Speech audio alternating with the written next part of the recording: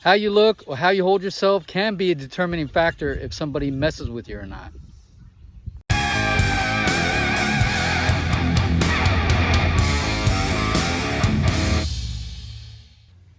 Welcome back to the School of Preparedness. My name is Sean Rafferty, and today I want to talk to you about something extremely important, and that is your presence, right? What type of presence do you have? Because we, as a society, do judge people by how they look, how they act, what they say, right? And bad guys, human predators, are no different, because they're looking at people and they're trying to pick out the types of people that are going to be easy prey. And a lot of that has to do with how those people look and what they're doing. Here are a few tips on how to not look like a victim. 1, don't be looking at your phone when you're out in public.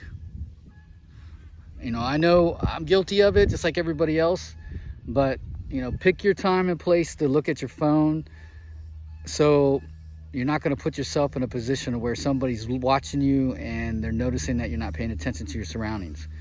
So if you need to look at your phone, make sure you're in a place where you can observe your area and you're not worried about if somebody's going to come and get you. So basically, have your back to someplace and be able to watch the area around you. Be close to an exit. Don't be sitting with your head in your phone, okay? For long extended periods of time. If you're on a public transportation like a bus or a train or whatever, just make sure you position yourself to where you can see people around you and you're observing the people in your cars. Like, take a look and see if anybody looks like a threat, see if anybody looks menacing, see if anybody's looking around. And then once you determine that maybe everything's okay, then it's safer to go look at your phone. But even if you're doing that, don't sit there and have your face stuck in the phone for like 20 minutes straight. Look down, maybe look up every minute or so. Just look up, look around, make sure that you're paying attention to your area as best as possible. All right. And number two is how you actually stand and how you walk. All right. So when you're walking down the street or when you're standing around, have your stand with your back and shoulders up, right? All right. If you're a guy, stick your chest out. All right. Look like you're strong. All right. If you're strong, then be strong. If you're maybe not so strong, try to act like you're strong. All right. Look around as you're standing there. Keep your shoulders straight. Everything locked in place. Pay attention. Remember, always pay attention. Practice that situational awareness. All right. So stand there. Act like you're ready for something. All right.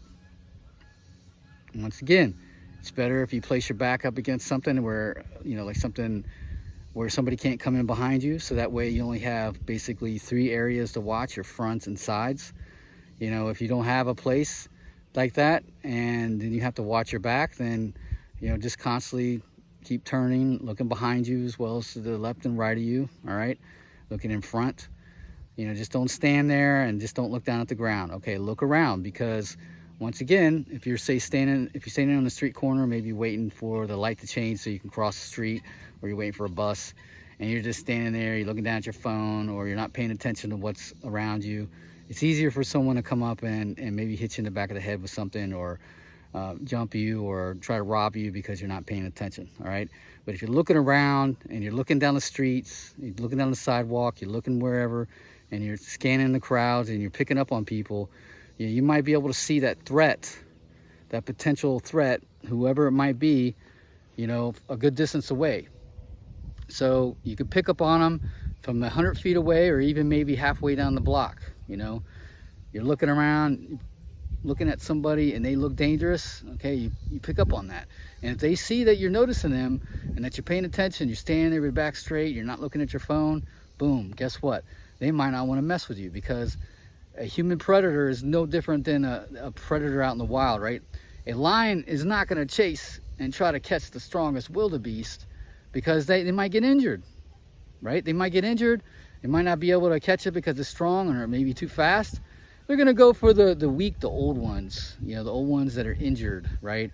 Or even the baby ones, or the ones that are sick. They just want to get that quick kill so they can get that food, because that's what they're doing. They're trying to get that food. Human predator is no different. They just want to get that quick, robbery or whatever they're trying to do. Or maybe they're just playing around trying to hit somebody, that stupid thing where they run up and hit somebody and run away. They're going to go for the easy target, all right? And the easy target is someone that's looking at their phone, someone's not standing up straight, looking like they're strong and ready to go and prepared, all right? Because that's what this whole school of preparedness is about, teaching to be prepared, right? And that's what this is about, teaching to be prepared, all right? So what did we talk about so far? Is don't look at your phone, right? Or try not to look at it as much. If you're going to look at it, maybe put yourself in a position to where you got at least a couple of areas of approach, right? Covered areas of approach where people can come to you, right? And how you posture, how you stand, all right? Also try to, another thing too is like when I was a police officer, one of the deterrent, right? Like your first deterrent for a bad guy, like somebody trying to, that's maybe gonna give you a problem, is your appearance, right? If a police officer comes walking up to you and they have jelly donut stains all over the uniform, right? Or they got a big stain from maybe they're eating a Chipotle burrito and all the, sauces drop down on his uniform, and you try to, go to the bathroom and wipe it off with a paper towel, and you see pieces of that little paper towel stuck on his shirt, are you going to look at that guy as being serious? Or if a police officer comes up to you, they're standing up straight, maybe they're physically fit, they got muscles, and they're holding themselves a certain way, and they're talking a certain way, those two different types of examples are a good presence and a bad presence, right? The good presence, if you have a good presence about you, someone's going to think twice about trying to mess with you, all right? Because they don't know, right? Once again, remember, human predator most of the time is looking for the weakest thing because they don't want to fight. Now, obviously, if that guy has a gun or that girl has a gun, the stakes are a little bit different, right? But if you still hold yourself a certain way, you're paying attention, right? They don't know if you have a gun or not. You might have a gun too, and they don't know that. Okay, just for the simple fact is that you're paying attention to your surroundings is really the biggest key factor in this. Even a police officer, even a soldier, somebody highly trained, that's armed to the teeth, if they're not paying attention, they're not looking around, very easy for somebody to sneak up behind them and shoot them dead, right? It happens all the time. Story about a police officer pulling up in a gas station, pumping his gas, and some guy walks up and was able to execute him, walks up behind him, execute him. Was that police officer paying attention like he could have? Probably not, right? If you're gonna be pumping gas, that's another thing. Let's talk about that. You're pumping gas, right? That's a vulnerable moment, right? Because most people, they get out, they're just looking at the dial, looking at how much money they're spending nowadays. What is it? Gas like $3, and it's $3.80 or 84 cents a gallon where I'm at in Virginia. Now I know if you listen to this in other parts of the country, it might be a lot more, but I mean, people are just looking at the numbers going up. I got a truck, so if I go fill that thing up, I'm easily spending $60. And people are looking at it and they're like, oh my God, I can't believe I got to spend all this money. A year ago, it was only like $1 something a gallon. So they're paying attention to that. They're not really looking around them. So if you got your hand on the nozzle and you're looking at the numbers, very easy for someone to come up behind you. However, if you're pumping the gas, right, and you decide, okay, I'm going to put my back against, I'm going to put my back against the pump, and I'm going to look around as I'm pumping the gas. And you can still turn and look and see where you need to be. If you need, like, you only want to pay for $10, you can still look around, check it out, okay? Because the threat's not going to come from behind you because you got those gas pumps, right? Unless, maybe car pulls up behind the other side and maybe they're a threat. But technically speaking, your threats are going to come from other areas. So, just pay attention, right? Position yourself. Look at it. So that's number 3, right? Positioning, right? I kind of alluded to it a little bit on the other ones. So positioning, right? So basically, wherever you're standing, for whatever you're doing, position yourself to where you can see everything. And if you can cut off some areas where you don't have to worry about looking at it, that's good. So that means If you could put your back up against the wall and you know no one can get behind you because there's a wall there, then all you got to do is look to your left and to your right and to the front of you, right? So position yourself. But if there's like I said before, if there's no area, then position yourself to where you can kind of see everything, right? So if you're walking with your family, you're going into the mall, you're going in everywhere, and they're stopping and they're looking at some of the clothes like on the window in the middle, you know, put your back up against the window, right, of the store, because nothing's going to come at you from the back. And that way you can look up, look down, look around, look up, left, right, whatever. You can look around, be able to see if you see anything going on, because nothing's going to come at you from the rear, all right? So positioning is important, right? So that's another key thing to presence, right? And let's talk about number 4, right? Physical fitness, right? You know, the more physically fit you look, all right, the better you're going to be, right? Because once again, if a human predator wants to mess with you, they're not going to want to hustle and bustle with somebody that looks like they're physically fit, right? Now, if you're in a position that you can't work out, or maybe you're elderly or something like that, or maybe, you know, you got some injuries, maybe you're handicapped in some way, and you can't, you know, you can't build muscle, whatever it is, right? That's understandable. Then you really have to pay attention to all the other key aspects with you, right? You know, how you position, how you stand, the way you look. Are you looking around? You know, those are key things, right? Those are very important, because not all of us can look like Arnold Schwarzenegger, right? I mean, I'm only 5'9". I'm not a big guy, you know. I don't weigh 250 pounds. Like, I'm not very, like, I don't scare any big guys, you know, but I tell you what, I do look, and I try to look, and I try to have that presence to where, and I give them that look, right?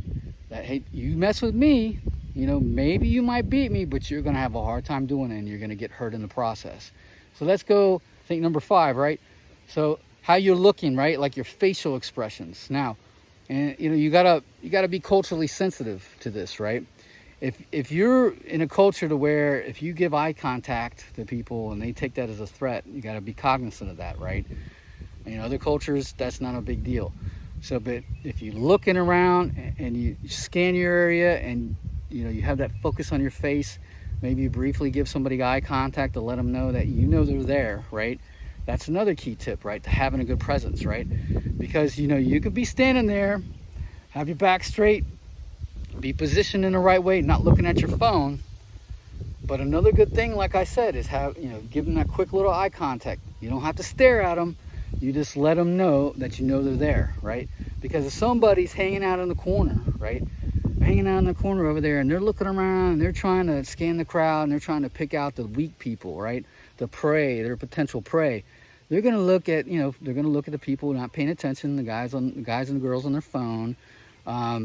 You know, the one that's all slouched over, one that doesn't look like they can defend themselves at all, one that's like, you know, totally not looking around at all, right? They're going to look for those types of people to go after. But, you know, let's just say you hit all the other 4 elements first, like what we talked about, and then you add that eye look, right? You scan the crowd and you look at certain people you might feel that they could be potential threats. They're like, oh, okay, that person has saw me and noticed me, and they know that I'm out there. It'd be very difficult for me to sneak up on that person because they already identified me, right? Okay, so get that eye contact, that, you know, scan the crowd type of thing. All right, and I believe we're at number 6, right? I didn't write this down. I kind of just came off this top of my head because I didn't initially want to come up with a list, but let's just go with number 6, right? Maybe how you dressed, right? That's an important one. You know, like say if you're that's Paparoo making noises again. If you're a woman, for instance, and you work in a professional business environment that requires you to wear a dress, or, you know, maybe some business slacks or whatever, but you wear high heels or you wear something like that, that's virtually impossible to fight with, right? Okay, or, and we'll include this with dress, is are you carrying stuff in your hands, right? If you're carrying stuff in your hands, okay, that means that you're going to be easier for someone to come up on you, and they won't have to worry about you using those hands right away, right? So, because your hands are full, so that's not going to allow you to be able to protect yourself as quickly, right? And while I'm talking about that really quick, just remember, under stress, unless you train for it, it might be hard for you to drop whatever you have in your hands, right? To protect yourself, right? So like if you're right-handed, and maybe keep the right hand open. Don't carry anything. Carry your bags in your left hand, right? That way you can use your right hand, to block if you have to, right? That'll give you time to let go of your bag in your left hand, and then you can strike if you have to. But at least with your right hand, you can use it to help protect yourself, all right? So how you dressed, right? If you're a woman and you're wearing a purse, right? So go back to the shoes for women, right?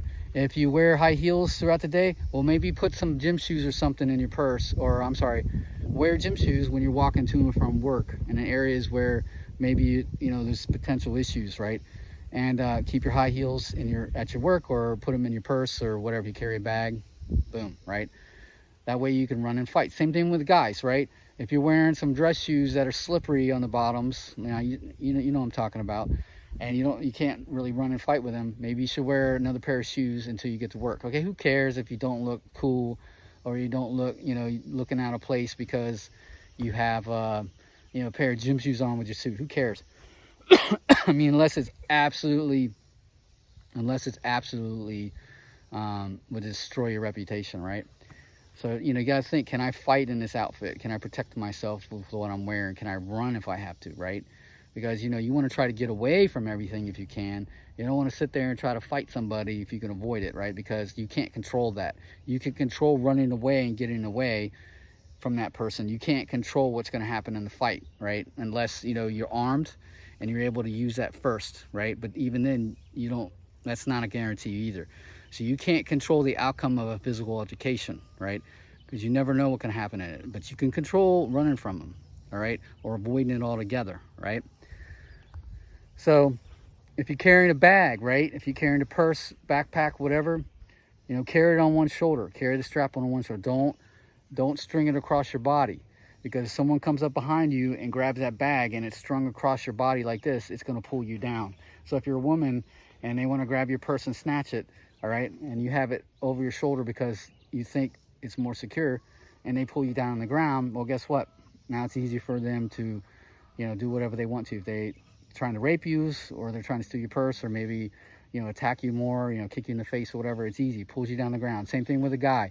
If you're wearing a backpack, put it on one shoulder. So if somebody goes to grab it, like come from behind you, if you got it on both shoulders, they can grab it and just slam you down on the ground. But if you have it on one shoulder and they go to grab it, all you got to do, and it's the same thing with the purse, all you got to do is, if you feel pressure pulling backwards, you go right into where you're pulling it. So basically you allow your arm to go out like that, which will allow the strap of the purse or the backpack to just come right off. All right, and then you go right down to the ground. The bag will go right down the ground. It won't take you down the ground. So if all they're doing is trying to take your purse or your bag and steal it, they're just going to be able to grab it and run away, no problem. If they're trying to pull you down on the ground to do whatever, then they're not going to be able to do it because you just let it go. All right. Remember, no amount of personal gear, phones, wallet, whatever is not worth your life. All right, or worth getting hurt. And this especially applies to, like, if you're older, your bones are more brittle. Last thing you want to do is get thrown on the ground and get hurt. All right, you might break something really easy. All right, so if you're wearing bags, purses, make sure you put it on one shoulder only. All right, try to wear some good shoes. All right, so I think that's enough tips for the day as far as your presence, right? But the most important thing, and I'll reiterate this all the time, is your situational awareness. Observe your surroundings. Always be looking around, right? That way you can pick up on threats. That way whoever's watching, they know you're watching, right? Remember, human predators, they're going to try to go with the easiest prey first. Don't be easy. Don't make it easy for them, right? Don't make it easy for them. Okay? So, oh, wait, I'm going to add one more. Force multiplier, right? So, if you know, if you physically can't protect yourself because of whatever reason, you're older, right? You're injured, you're handicapped, you know, you got a cast, you know, you're in a wheelchair, whatever. Then you got to have some type of tool that you can use in the event somebody tries to mess with you and you physically can't fight them off, right? But even if you can fight them off, these tools are a good thing to use to help give you some buffer zone, right? So you have pepper spray, right? Pepper spray is good, you know, if you get the kind that's that shoots pretty far, right? If you get a good spray that shoots pretty far, maybe like the gel type, you know, some of that stuff can go 20, 30 feet out. Spray them in the eyes, all right? Blind them, irritate them enough to where you can run away and get away, right? But I will caution you, right? Don't think that just because you have pepper spray that it's going to necessarily work, right? Or if you do it too close, you might spray yourself, right? It might bounce back off that person and hit you, right? Another thing too is if you do get pepper spray or mace or whatever, you know, get a practice canister so you can practice shooting it. Because if you say you carry it in your purse or your pocket and you go to pull it out real quick under stress, you know, and then you go to use it, but your thumb's placed on, you know, it actually shoots you in the face, right? You're not used to knowing how it feels like in your pocket, right? So when you pull it out, you know, as soon as I pull it out, I got my thumb in the right spot and I can spray, all right? So practice so you know how it feels, so you know the proper positioning that your thumb should be in, or your finger, or whatever you're using. So when you do take it out and you do spray it, you know you're spraying in the right direction. So my suggestion to you is, if say pepper spray is really your only you know, tool that you have at your disposal, you know, that's pretty decent, you can pretty much use it in most places, is, you know, if you're walking, have your hand in that pocket, okay, or in that purse, right, where that pepper spray, and have your hand on it ready to go. So all you got to do is pull it out.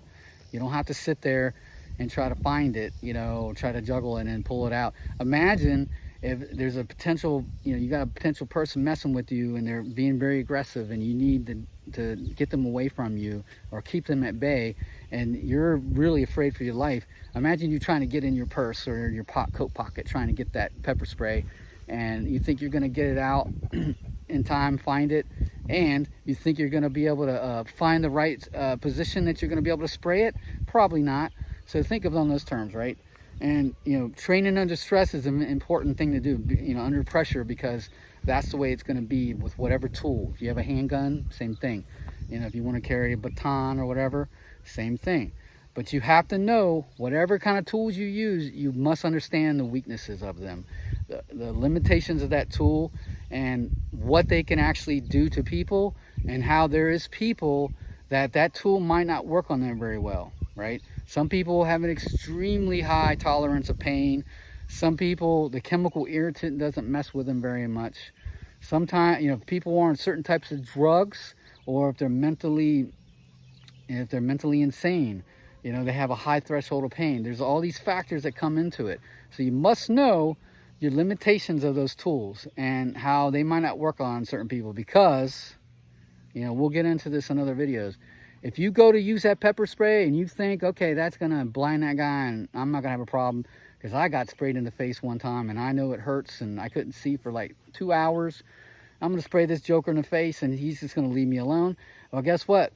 You know, what are you gonna do when all your whole hopes and dreams are based upon that pepper spray stopping that guy, and you go spray him in the face and all he does is go like this, maybe yells a little bit, but still comes at you and doesn't stop? Are you going to be able to adapt to that and use whatever kind of other physical techniques or other tools you might have to be able to fight that guy off? Probably not, unless you really train for it. So you have to understand those you have to understand those things. Now, a lot of the companies that sell this stuff, they won't talk about that, because they want you to think that their product is the end all be all, that it works every time and you don't have to worry about it. Well, that's not the case, man. You know, people can still fight through that. You know, if you watch police officers when they do training, you know, they spray them in the face and they make them do stuff, and they're still able to fight it off, because in reality, a police officer does spray somebody, they're going to get that in their face and they're going to have to fight that. They're going to fight through it, otherwise they can get killed.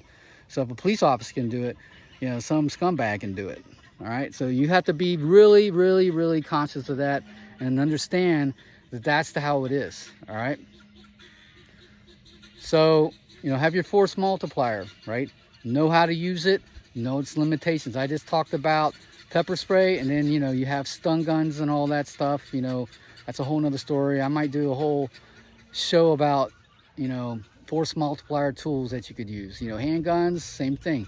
You know, just because you shoot somebody doesn't mean that you're necessarily going to take them out with that shot. You know, you have to understand that. So anyway, once again, pay attention to surroundings, position yourself the right way, wear those clothes that are good. All right, look a certain way, look at people, look around, right? Watch how you're wearing your bags and your purses, right? Carry a force multiplier if you need it, carry it anyway. All right, and most importantly, know how to use it and know what it can do and what it can't do. All right, so anyway, thanks again for watching this video. Hope you got something out of it. And if you know anybody that could you know, use this information that I just gave you, please pass it on to them. And if you don't mind, hit that like and subscribe and hit that notification bell, right?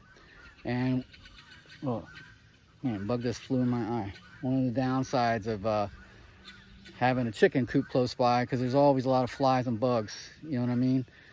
And I'll show a video on that stuff later. But you guys take it easy, stay safe, and watch your six. And remember, it's not being paranoid, it's being prepared. Yeah, yeah, yo.